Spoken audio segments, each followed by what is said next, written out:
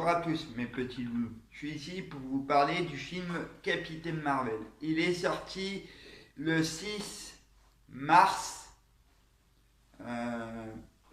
au cinéma et j'ai été le voir évidemment seul, comme ça je peux vous détailler. Il est encore dans les salles de cinéma, mais dépêchez-vous d'aller le voir.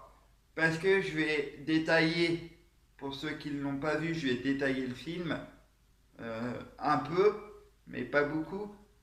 Euh, du coup, les acteurs, il y a Fury, il y a le méchant, et la super Marvel. Et le, la Super Marvel, elle se rend compte elle se rend compte pas au début, mais elle se fait manipuler par soi-disant chef de Marvel. Du coup, elle veut détruire le monde des extraterrestres. Mais vers la fin, tu t'attaches, même au début, tu t'attaches très vite au personnage et, euh, et on va comprendre aussi pourquoi Fury il a un œil abîmé. Mais on comprend très bien que c'est à cause d'un chat qui l'a griffé. Du coup, Fury il a un œil caché. Mais ce que j'ai retenu du film, la fille qui joue Super Marvel, elle se fait manipuler du début à la fin. Et elle se rend compte que à la fin, c'est pas les extraterrestres qui sont méchants. C'est la capitaine qui fait croire à la super héroïne qu'ils sont méchants les extraterrestres. Du coup, elle veut les détruire.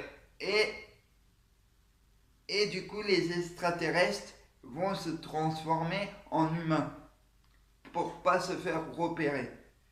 Et d'un coup, dans le film, plus tu avances dans le film, plus tu commences à mieux comprendre pourquoi et du comment.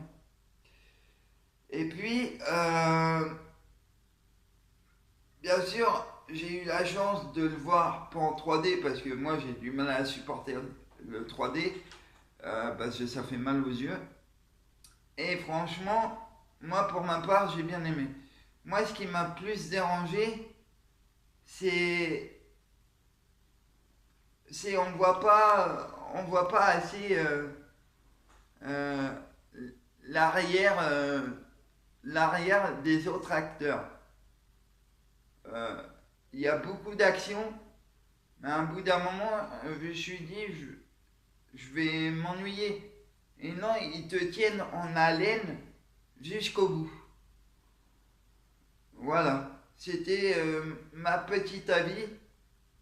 Bien sûr, je vais parler d'un autre film qui est récemment sorti. Voilà, je vous dis à une prochaine vidéo.